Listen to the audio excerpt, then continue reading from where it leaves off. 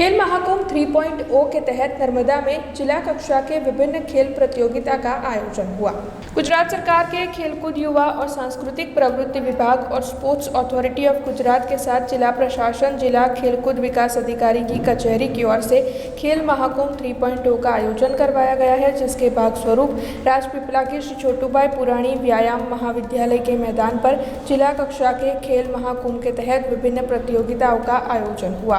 दरअसल वहां पर कबड्डी, वॉलीबॉल की प्रतियोगिता का आयोजन हुआ। इसके अलावा खो खो, हॉकी समेत की कई प्रतियोगिताओं का आयोजन भी हुआ है।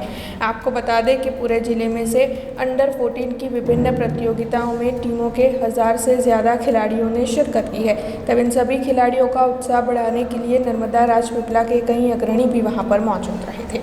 आज रोज गुजरात सरकार युवक सेवा और सांस्कृतिक विभाग द्वारा खेल महाकुंभનો नर्मदा जिल्ला खाते राजपीपळा मुकामे हेन्डबॉल, खो खो, रस्सा खेच અને હોકી આ 4 રમતોની સ્પર્ધા યોજાઈ રહી છે।